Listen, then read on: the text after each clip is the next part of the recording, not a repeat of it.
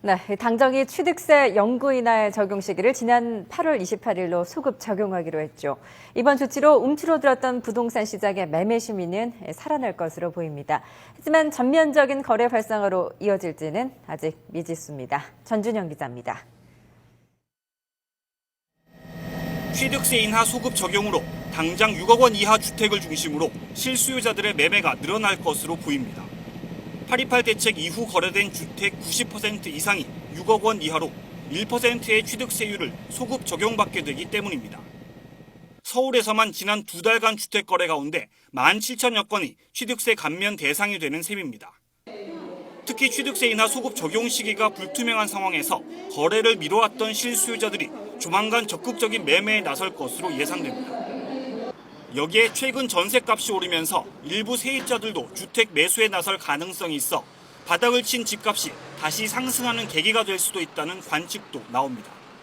6억 이하 부분에 있어서는 거의 매매가나 전세가나 비등한 상황이기 때문에 그 전세자들이 매수 쪽으로 많이 돌아설 거라고 생각이 됩니다. 하지만 이번 조치가 썰렁한 부동산 매매 시장의 분위기를 완전히 돌려놓기에는 역부족일 것이라는 예측도 적지 않습니다.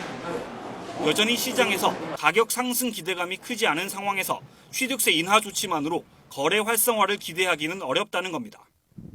특히 9억 원 초과 주택에 대해서는 취득세 감면 효과가 그리 크지 않을 것이라는 전망입니다.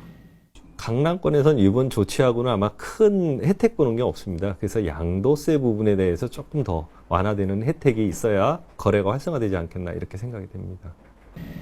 이 때문에 다주택자 양도세 중과 폐지나 분양가 상한제 폐지, 수직 리모델링 증축 허용 등 추가적인 후속 조치가 필요하다는 목소리도 나옵니다.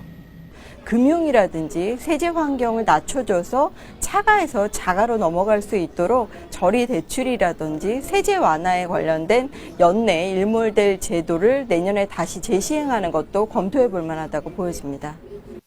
이번 조치로 일단 부동산 시장의 숨통이 조금은 트일 것으로 보이지만 얼어붙은 매매 시장이 본격 활성화될지는 좀 더 지켜봐야 할 것 같습니다. YTN 전준영입니다.